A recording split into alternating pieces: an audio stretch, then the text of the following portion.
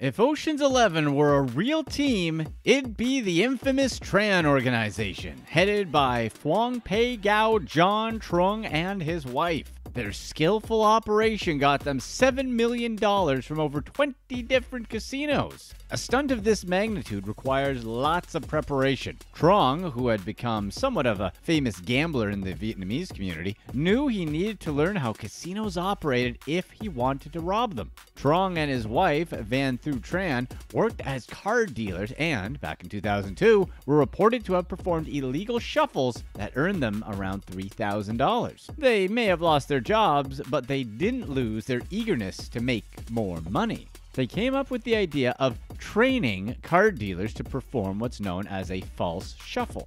In it, the card dealer pretends they're shuffling a deck of cards only to keep pockets of them in the same order. By doing this, players on the table who paid attention will know what cards are coming and will place bets on that deck when it comes back into play. One of their training operations was set on the Sichuan Casino in San Diego, the same place where they had worked and gotten caught a year before. Unfortunately for them, casino security saw the woman dealing loaded cards and fired her. Although this seems like the worst possible start for their scam, nothing else happened. The FBI didn't think anything of it and considered it an isolated incident. Little did they know, the San Diego dealer was collecting intelligence on how not to get caught using the false shuffle. You could go as far as to say she was trying to get caught. John and his wife kept the scam in the family, as most of the co-conspirators involved shared the same last name, Tran. While there wasn't any clear indication of their exact relationships with one another, it was clearly an organized move. Some were surprised to see how easily they gained access to casinos and found people along the way to cooperate with the scam.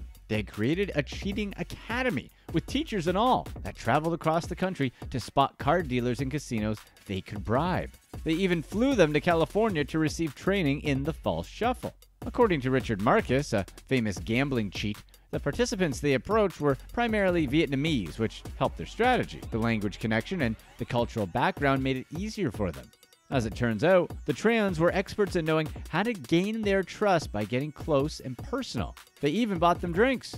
Marcus also believes that because casino workers know they're not dealing with their own money, they feel they have nothing to lose. Trong and his people would offer new collaborators around $5,000 per shuffle, an easy hook for someone who has lost interest in their job at a casino. By this time, they had become experts in using the false shuffle as their main attraction. Their scam required a network of cheats and strict attention to detail. After all, it's not everyone who's able to deceive tightly controlled businesses like a casino. Using the false shuffle, the Tran organization targeted the easiest game they could, Baccarat. Here's how it worked. With the dealer in place, one of the Tran members, known as the recorder, would write down the order of the cards as they were delivered from the rack of decks, also known as the shoe. This is legal in Baccarat because players can write down cards and suits to keep track of what's being dealt already. So our cheater records the cards dealt out one of the decks, and the dealer then false shuffles about 40 of those cards in the same order, the slug. Once that deck comes back into play, the recorder signals to the player when and how much to bet. Baccarat is easy enough that the player only needs to look out for a handful of signals. They were neatly organized. Trong and his team had set up a traveling operation that moved around the country, studying and eventually cheating casinos. Additionally, they set up groups that would work day and night shifts at the mini Baccarat tables. Tran was reported to be making around $20,000 per shift. In their first month, they made $158,000. When they started hitting big numbers, they felt the need to grow. They expanded their operation and decided to scam casinos up and down the West Coast, Midwest, and even Canada. They were in and out too. It may have taken weeks for a casino to realize it had been cheated. By then, Trong and his gang of cheats were long gone. 2 years later, with their operation in full swing, Tran was a fully functional enterprise with at least 40 people reported to be involved at the same time. They went as far as making $50,000 every 10 minutes at a table. When you're making this kind of money, you're going to turn into a big-time spender, just like Trong. He bought numerous properties, including homes in Otay Mesa and Escondido, California. He even had one in Vietnam. Added to this was the long list of luxury items. A Rolex presidential watch, now worth around $33,000. A 2001 Porsche Carrera, among other cars, and a Mercedes-Benz white gold pendant with 105 encrusted diamonds. According to the FBI, the Klan hit 29 casinos in California, Mississippi, Connecticut, Indiana, Louisiana, Washington, and Ontario. While they spread out all over the U.S., surprisingly, they only made 2 heists in Las Vegas. Avoiding Vegas may have been their smartest move. The high-end security would have been far too risky. Of course, to earn big bucks, you have to raise the stakes.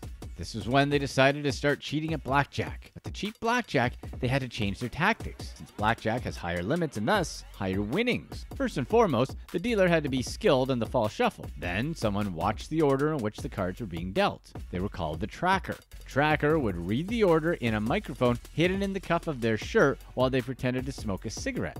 With the aid of a specially crafted computer program, they could cheat their way through the game. Outside the casino, another person would be talking directly to the tracker through an earpiece. The computer program would read the order of the cards so that the tracker would know how to play after the false shuffle was performed. The tracker would then make hand signals so the player would know when the falsely shuffled slug was being used. They would also know how to bet based on the signals. The tracker took a puff of their cigarette with one finger, signaling they should bet. 2 fingers meant the player should double down. These elaborate tactics cracked the code of blackjack without the casino knowing. The execution of the scam seemed to be flawless. Their profits were practically endless, reaching 6 figures. At one point, they stole $868,000 in one night. But as with most stories of crooks and criminals, greed got the best of them. Trong, overtaken by a sickening need for more money, decided to shortchange his dealers, a tactic that would soon turn against him. The dealers, feeling exploited and cheated in their own right, became informants for the FBI. Police were able to identify the masterminds in charge of the whole enterprise and put them under close surveillance. This included transaction reports, travel records, and even their playing habits. The FBI had zeroed in on them and was ready to take action. In 2006, Trong met with a group of dealers he would try to convince to work for him. Little did he know these random individuals were actually undercover agents from the Mississippi Gaming Commission. At the Imperial Palace Casino in Biloxi, Mississippi, Trong attempted to bribe an agent acting as a dealer and another posing as a floor supervisor. Trong laid out his whole scheme during the same meeting. He explained everything from the cigarette signals to the betting procedure. As if this wasn't enough, the agents were able to capture the whole ordeal on video. The FBI received a tip regarding a possible trip the organization would have to the first casino they ever robbed, the Sycuan Casino in San Diego. They set various cameras around the table and watched as one of its most infamous members, Willie Tran, performed his skills to steal $20,000 in a matter of 20 minutes. This was the final piece police needed to take down the Tran organization. It all fell to pieces. Trong, his wife Van, and 42 others were indicted and taken to court for racketeering. They admitted to having created an enterprise based in San Diego that orchestrated gambling cheats across the United States. With this scheme, the group cheated their way to $7 million. The heads of the organization were charged with 1 count of conspiracy to commit multiple offenses against the United States, including stealing money from Native American tribal casinos and money laundering. All of the indictments stated clear intentions by the group to bribe card dealers in many casinos across the United States. The 42 charged persons admitted to targeting 29 different casinos in the US and Canada to engage in financial conspiracy, aka cheat. Added to this, 2 other participants pled guilty to tax-related crimes directly linked to money received from the shuffling scheme. After her trial ended, Van Thu Tran was sentenced to 3 years in prison and 3 more years of supervised release. She was also ordered to pay $5.7 million